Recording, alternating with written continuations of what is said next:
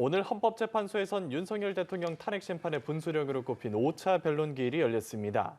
윤 대통령이 비상계엄 사태에서 어떤 지시를 내렸는지를 두고 공방이 오갔는데요. 윤 대통령은 어떤 체포도 없었고 정치인 끌어내기도 없었다면서 호수 위에 달그림자를 쫓는 느낌이라고 말했습니다. 이와 관련한 내용 김재원 전 국민의힘 최고위원, 최인호 전 더불어민주당 의원 두 분과 이야기 나눠보겠습니다. 어서 오십시오. 안녕하세요. 예, 안녕하십니까. 오늘 오후 2시에 시작한 탄핵 심판 변론기일 5차 변론기일이 조금 전 9시쯤 약 7시간 만에 끝이 났습니다. 두 분도 오늘 소식 쭉 보셨을 텐데 우선 어떻게 보셨습니까?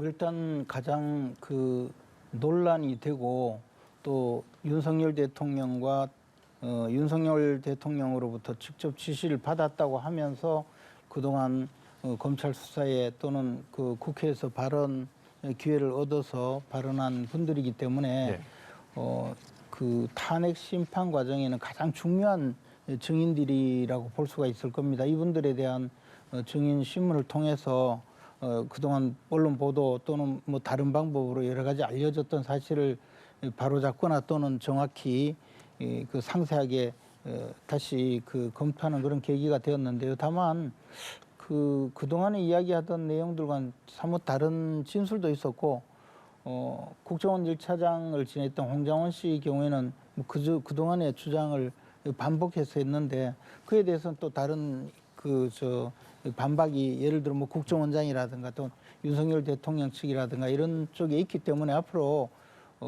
탄핵 심판 과정에 다른 증인 또는 객관적인 자료 등을 전부 다 종합해서 그래서 아마 진술의 신빙성을 찾아 나가는 단계로 가지 않을까 생각합니다. 오늘 하여튼 뭐 중요한 증인들이 나온 건 맞습니다. 예, 역시 총평 한번 부탁드리겠습니다. 그래서 윤 대통령께서 뭐 달 위에 호수 위에 떠 있는 달 그림자를 쫓는 느낌이다. 그러면서 아무 일도 일어나지 않았다라고 이렇게 강변을 했는데 정말 이 잔잔한 호수에 느닷없이 달처럼 큰 바위를 던져서 온 호수를 혼란과 폭풍의 도가니로 몰아놓고 아무 일 없었다라는 식의 개변을 오늘도 거듭함에 따라서 이것은 느닷없는 계엄으로 얼마나 지금 많은 국민들이 2달 이상 큰 고통을 겪고 있는데 이에 대한 사과나 반성 한마디 없이 그런 궤변으로 계엄은 여전히 정당했다 또는 실패한 내란은 내란이 아니다 경고성 계엄이었다 뭐 이런 기조를 깔고 각종 거짓 진술을 함으로써 사실은 국민들의 분노를 더 자아냈다 그렇게 생각을 하고요. 뭐 나중에도 말씀드리겠지만 정치인 체포가 자신이 한 적이 없다라든지 또 지난 헌재에서도 국회의원을 끌어내라 하는 것이 아니고 요원을 끌어내라 했다라고 해서 온 국민들이 실소를 금할 길이 없었는데 오늘도 여러 가지 거짓말과 궤변으로 대통령 측과 또 대통령 증인들이 상당히 실망스러운 그런 진술만 가득했다. 그래서 그것이 거짓으로 오히려 더 드러나는 그런 계기를 만들어줬을 뿐이다. 그렇게 생각합니다. 예, 두 분께 좀 전체적인 총평을 들어봤고 이제 좀 세부적인 이야기를 해볼 텐데요. 자, 먼저 이진우 전 사령관은 오늘 5차 변론에서 국회 측의 질의의 증언을 대부분 거부를 했고요. 또 가장 핵심적으로 다뤄지는 이 체포 지시가 통화에서 있었는지 이 여부에 대해서도 답변을 거부를 했습니다. 앞서서 검찰 조사에서는 다 진술했던 내용인데 이 똑같은 내용을 재판장에서는 말하지 않은 이유 뭐라고 보십니까?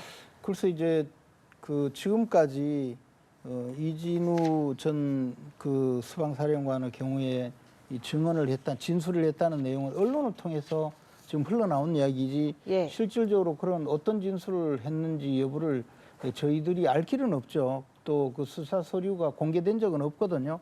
다만 취재에 의해서 그런 진술을 한 것으로 확인이 되었다 이런 내용 보도를 본 것인데 그런데 이진우 전 수방사령관의 경우에는 본인이 구속 기소되어서 재판을 받고 있어서 자신의 재판 과정에서 진술을 아직 제대로 한 적이 없거든요.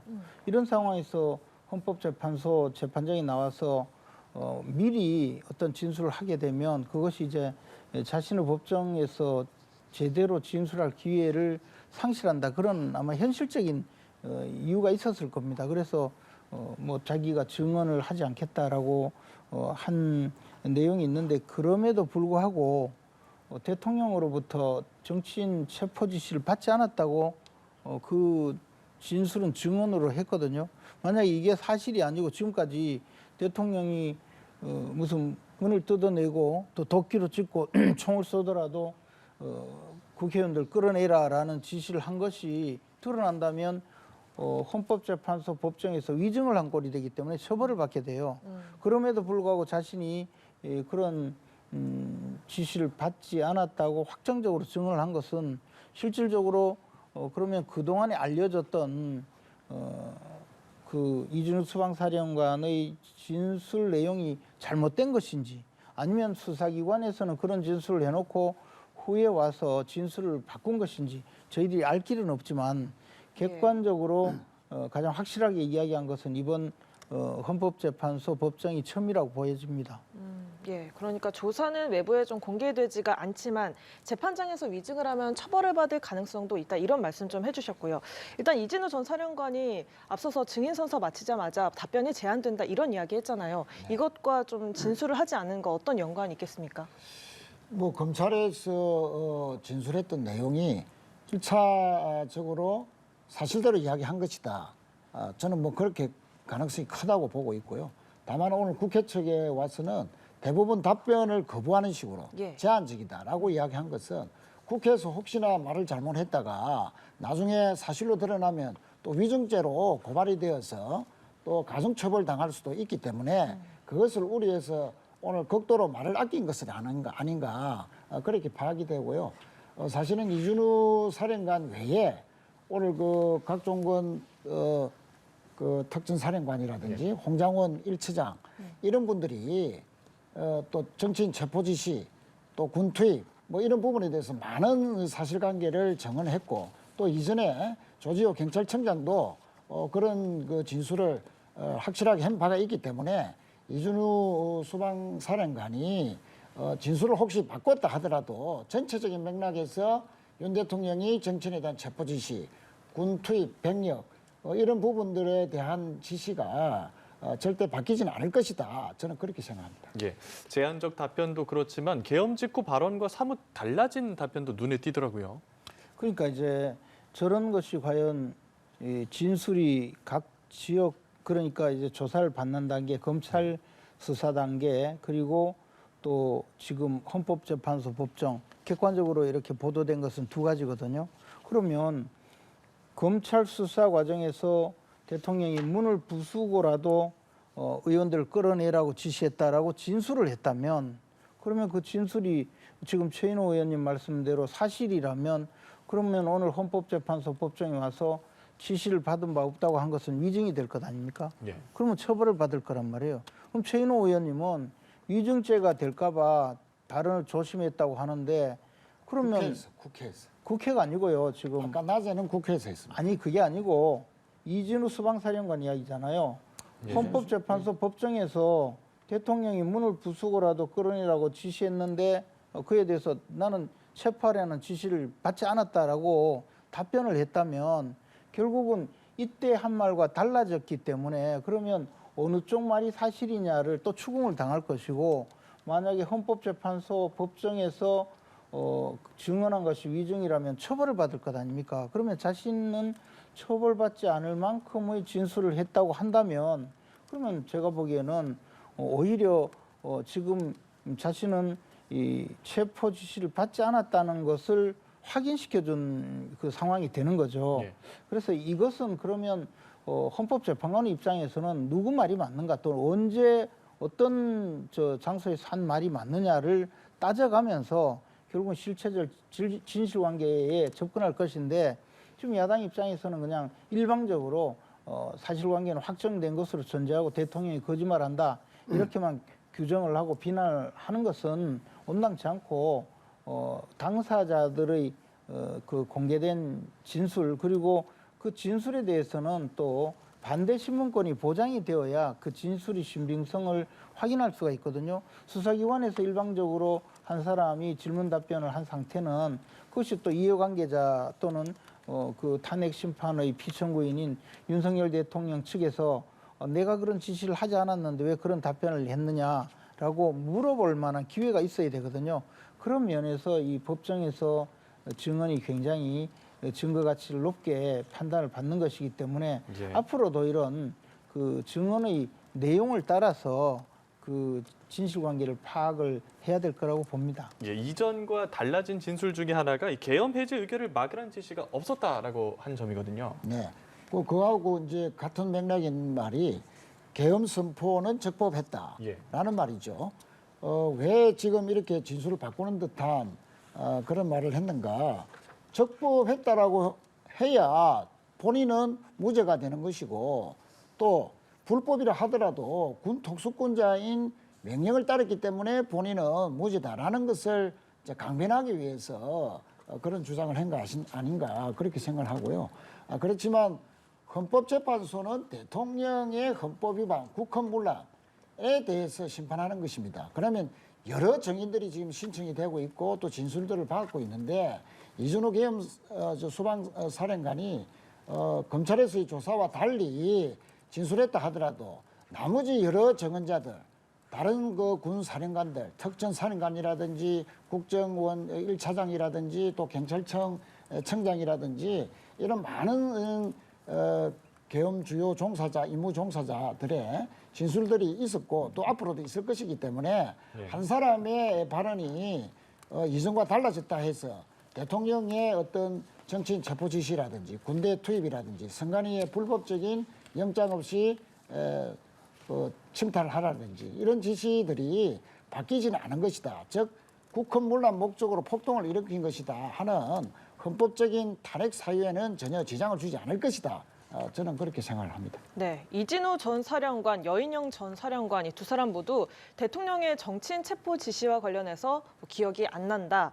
이렇게 증언을 거부하고 회피하는 모습을 동일하게 보여줬는데 반면에 홍장원 전 국정원 1차장은 윤 대통령으로부터 직접 지시를 받은 걸 기억한다. 좀 이전과 동일한 진술을 했거든요. 홍장원 1차장의 진술 어떻게 생각하십니까? 근데 홍장원 차장의 진술은 그 내용이 누구를 체포하라는 지시를 받았다는 것이 아니고 대통령이 이번 기회에 모두 싹 잡아들이라라고 뭐 그런 말을 했다 이런 주장이죠. 그리고 그에 대해서 대통령 측에서는 그 내용은 다른 이야기다 이런 주장이고 그래서 뭐 그동안의 진술 내용이 크게 달라졌다고 할 것도 아니고 또 그 내용을 두고 이제 그러면 그것이 무슨 뜻이냐 그것을 두고 이제 지금 서로 간에 그 입장이 다른 거죠. 그러니까 그 홍장원 전 국정원 1차장은 그 말이 결국은 정치인들을 잡아들이라는 것으로 나중에 방첩사령관, 여인원 방첩사령관에게 전화를 해서 물어보니 여인원 방첩사령관은 처음에는 이런저런 이야기를 하지 않고 있다가 나중에 TV에서 지금 계엄이 선포된 것을 받고 대통령으로부터 전화를 받았다라고 하니 그러면 이러이러한 사람들을 체포 대상이다라고 명단을 불러줬다는 거잖아요. 예.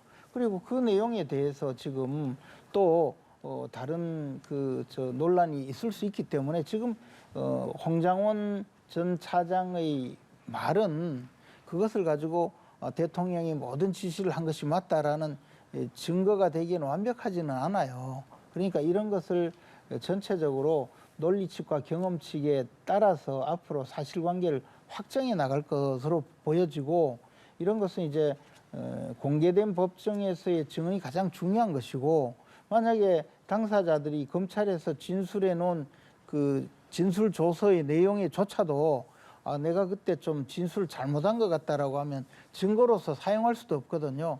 그렇기 때문에 지금 앞으로도 지금 현재까지 그리고 앞으로의 그 진술 내용을 자세하게 검토를 해서 확인을 할 필요가 있다 이런 생각입니다. 예, 그러니까 윤 대통령이 싹 다 잡아들이라라고 얘기한 대상이 좀 정확하지 않다라는 건데 일단 여인영 전 사령관에게 체포 대상 명단도 받았고 위치 추적 요청까지 받았다 이렇게 이야기를 했잖아요.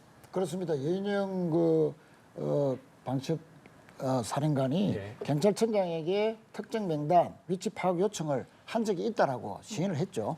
또 홍장원 차장도 계엄 직후 윤 대통령이 직접 전화가 와서 정치인들 체포하라라는 지시를 받았다고 진술을 했는데 오늘 홍장훈 차장이 헌법재판소에 나오면서 기자들에게 한 말이 아주 인상적이었습니다. 대통령은 헌재에서 그날 계엄 직후에 홍장훈 1차장에게 전화를 한 것은 해외 출장을 갔다 와서 위로차, 안부차 전화했다라고 했는데 본인이 해외 담당 차장이기 때문에 한두 번도 아니고 1년에도 수십 번 이상 해외 출장을 갔다 오는데 왜 그날 하필 그냥 잘 갔다 왔느냐, 출장 잘 갔다 왔느냐라고 대통령이 했다는 것은 넌센스다라는 식으로 그렇게 주장을 했죠. 그래서 지난번 헌재에서도 대통령과 김용현 전 장관이 국회의원을 체포하라는 것이 끌어내라 한 것이 아니고 요원을 끌어내라라고 했다라고 해서 참 저런 거짓말도 하는구나라고 국민들이 실수를 금하지 못했는데 오늘도 사실은 또 홍장훈 차장에게 전화를 한 것이 안부차 전화했다. 과연 이것을 믿는 국민들이 얼마나 있겠는가. 이제 대통령과 대통령 측도 이제 거짓 진술은 오히려 더 헌법재판의 시간만 빠르게 할 뿐이다라는 사실을 직시하고 지금이라도 사실대로 말하는 것이 오히려 더 나을 것이다라는 충고를 하고 싶습니다. 예. 오늘 윤석열 대통령도 적극적으로 입장을 밝혔습니다. 기억에 남는 구절이 하나 있는데 이 호수의 달그림자 얘기 어떤 의미입니까, 의원님?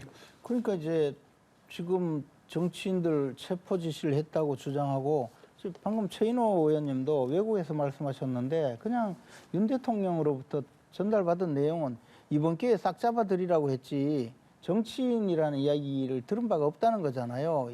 홍장훈 차장이. 그래서 자기는 무슨 간첩 사건이 터졌구나 이렇게 생각했다는 거 아니에요. 그런데 무슨 정치인을 잡아들이라고 했다고 합니까? 그러니까 이런 거 말을 하나씩 자꾸 붙여가지고 이야기를 하다 보니까 사실관계를 왜곡하는 겁니다. 뭐 어쨌든 저는 정치인 체포 지시가 있었는지 없었는지 모르겠어요. 그러나 적어도 이렇게 그 제3자적 입장에서 지금 현재 상황을 보고 있는 헌법재판관들이 어떻게 판단할 건가 그 점에 대해서 말씀을 드리려면 그래도 사실관계에 분명히 부합되는 이야기를 해야 되겠죠. 근데 윤 대통령 입장에서 지금 한 이야기는 지금 이렇게 폭동을 했다, 뭐 국한을 문란하게 할 목적으로 폭동을 했다, 내란을 일으켰다고 하는데 정작 움직인 것은 하나도 없지 않느냐. 정치인 체포 지시를 했다고 하는데 체포해서 나서지도 않았다. 그런 주장을 하고 있는 것 같아요. 그런데 지금 문제를 삼고 있는 측에서는 그런 지시를 한 것 자체가 불법행위다 이런 입장이고 그러나 윤 대통령은 나는 지시하지 않았다라고 하면서 지시하지 않았는데 마치 실제로 체포가 이루어진 것처럼 이야기하는 것 같다. 뭐 이런 취지 정도의 그 내용인데 이런 모든 것도 앞으로 지금 객관적으로 증인들의 진술을 모두 다 취합을 해가면서 사실관계를 확인하는 자료가 되겠죠. 예. 아무 일도 일어나지 않았다 이런 의미 맞습니까? 그래서 계속 대통령이나 대통령 측은 경고성 계엄이었다. 국회의 울건적인 행위에 대해서 경고하려고 군을 투입했다. 또 실패한 내란은 내란이 아니다. 라는 그런 이제 가설하에서 이런저런 주장들을 하는데 사실은 온 국민들이 그날 얼마나 숨죽이면서 지켜봤습니까? 헬기를 타고 온 군인들이 아니 유리창을 깨고 국회 본관으로 가서 본회의장으로 진입하려는 모습을 다 생중계로 다 지켜본 것이고 또 뭐 150명, 200명 정도만 투입했다 하지만 실제로 군 요원들만 1,600여 명, 경찰 3,500여 명, 약 5,000명의 군경이 다 동원된 사실이 이미 객관적으로 다 밝혀진 사실인데 참 오늘까지도 저런 식으로 개변으로 또 거짓말로 정당한 계엄이었다라는 식으로 경고성 계엄이었다. 또 군이 국회에 투입한 것도 질서 유지용이었다. 또 국회를 끌어내려고 한 것이 아니고 요원들을 철수시키려 한 것이다. 뭐 이런 식의 주장들은 참으로 설득력이 없고 오히려 헌법재판소의 재판 속도만 더 빨리 할 뿐이다. 라는 말씀을 거듭드리겠습니다. 예, 알겠습니다. 그리고 윤석열 대통령이 여인영 전 사령관 증인 신분 끝날 무렵에 중앙선거관리위원회에 대한 군 투입을 자신이 직접 지시를 했다라고 직접 입장을 밝혔습니다. 그러면서도 그동안에 계속 주장을 했던 의혹에 대해서 다시 한번 입장을 거듭 밝혔거든요. 이 부분에 대한 생각은 어떠십니까? 그러니까 이제 윤석열 대통령과는 제가 대화를 할 기회가 있었는데요. 이 예. 부분에 대해서 과거에 그 대선 캠프 당시에 제가 선대본부 전략본부장을 맡았었기 때문에 수시로 후보와 뵌 적이 있는데 그때도 검찰총장 시절에 그 많은 부정선거 논란이 있었는데 제대로 수사를 하거나 또는 책임 있는 다 기관에서 확인을 하지 못했다. 그래서 좀 조사를 해보려고 했는데 못했다라는 이야기를 한 적이 있거든요. 그리고 그 이후에 계엄 선포 이후에 그리고 계엄 해제 이후에 제가 한번 그와 관련해서 대화를 할 기회가 있었는데 그 당시 중앙선관위의 보안 취약 문제라든가 몇 가지를 이야기하면서 계엄 그 선포한 기회에 그 계엄이 선포되면서 일종의 행정권과 사법권의 일부를 계엄사령부가 행사를 하니까 예. 계엄사령부에서 이것을 한번 확인을 해보라라고 지시를 했다는 취지로 말씀을 하신 걸 제가 들었거든요. 예. 그 말은 뭐냐면 이게 평소에 그 검찰이나 경찰에서 중앙선관위 내지 각급 선관위 수사를 하려고 해도 이 선거관리위원장이 전부 판사들로 구성이 되어 있어서 압수수색 영장 한번 받을 수가 없다. 그래서 고심 끝에 계엄 선포하는 기회에 중앙선관위의 서버를 한번 점검해 보라고 했다라는 이야기였습니다. 그러니까 이 내용은 그 전부터 윤 대통령이 늘 함께 이야기하던 내용이었습니다. 이번에도 그것을 구체적으로 자기가 한 사실에 대해서는 분명히 밝힌 겁니다. 예, 다른 지시와는 다르게 선관위에 군 투입한 거는 직접 인정을 했거든요. 어떤 이유 때문일까요? 그러니까 부정선거를 확인하러 김용현 장관에게 군 투입을 지시했다는 걸 시인한 것 아닙니까? 예. 아니 부정선거를 확인하려고 왜 군을 투입합니까? 영장도 없이 헌법기관인 선관위를 그렇게 침탈하라고 지시한 것 자체가 이제 국헌문란의 가장 중요한 증명이고 또 본인이 그것을 이제 시인한 것이죠. 예. 예.